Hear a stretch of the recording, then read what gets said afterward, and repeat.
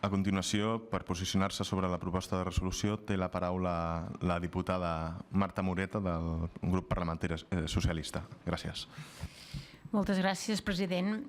Mireu, fa gairebé un any que aquest Parlament va aprovar la llei 17/2015 del 21 de juliol d'igualtat efectiva entre dones i homes. Aquesta llei representa una esperança per tots els que sempre hem pensat que les diferències no haurien d'existir entre homes i dones.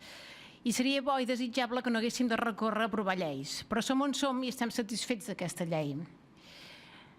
Deixi'm recordar que dones de tot el món van impulsar ara ja fa molts anys el moviment sufragista, que va ser, sens dubte, un veritable moviment social de masses i que va apostar activament per àmplies reivindicacions igualitàries que van anar més enllà del dret a vot.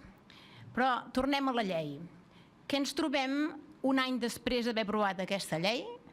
Doncs que el govern no ha aprovat la norma, per exemple, sobre les clàusules relacionades amb la igualtat d'homes i dones en contractes i subvencions en l'àmbit d'actuació de l'administració de la Generalitat, que hauria d'haver entrat en vigor perquè la llei deia que s'havia de fer al cap de 6 mesos i que realment no s'ha fet. I és una llei que està aprovada i està en vigor. Una llei que no s'ha desplegat i que sembla que no tingui interès. I això ho veiem cada dia.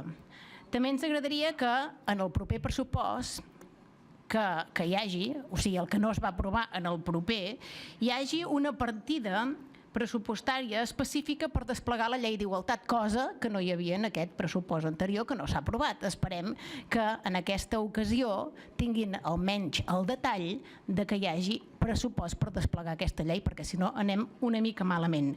I en quant al tema dels articles del Tribunal Constitucional, diré que són 11 articles. La llei en té 64, per tant n'hi ha 53 que es poden desplegar perfectament i que a hores d'ara no s'ha fet absolutament res. Per tant, només dir que nosaltres votarem a favor d'aquesta proposta de resolució. Moltes gràcies.